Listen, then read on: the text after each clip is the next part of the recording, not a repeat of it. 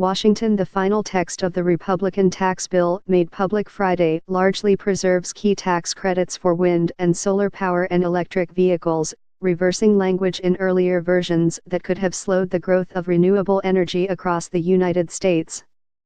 The last-minute changes, made as lawmakers reconciled the House and Senate versions of the tax legislation, reflect the growing political clout of the wind and solar industries, which now provide more than 7% of the nation's electricity and are two of the fastest-growing energy sources. As wind and solar projects have soared in the U.S., in both red and blue states, so has the industry's influence in Washington, D.C., on both sides of the aisle, said Dan W. Riker, director of the Center for Energy Policy and Finance at Stanford.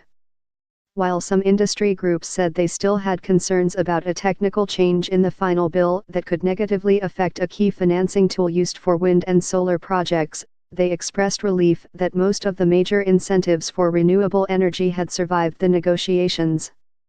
For years, Congress has offered tax credits for wind and solar projects that can offset 30% or more of the total costs. When combined with the falling costs of wind turbines and photovoltaic panels, these incentives can make new wind and solar even cheaper than running existing fossil fuel plants in parts of the country. The initial version of the House tax bill, passed in November, would have scaled back tax credits for wind and solar power, as well as those for electric vehicles.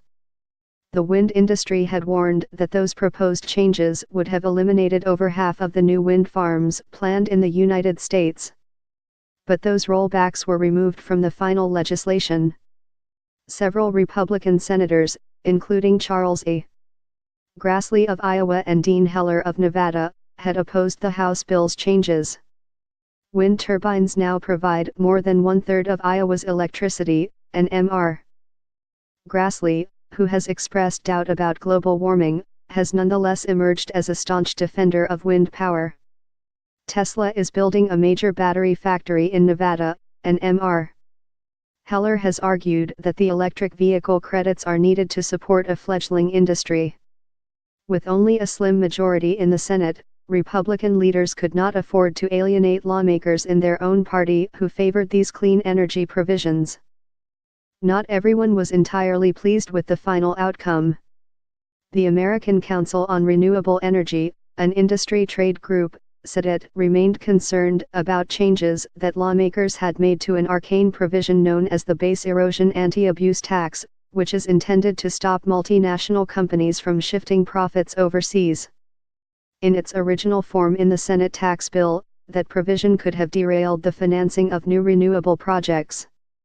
Many companies building wind and solar farms sell their tax credits to multinational banks and other investors who can use them to lower their own tax burdens. Roughly two-thirds of wind projects and three-fourths of solar projects in the United States are supported by such tax equity financing.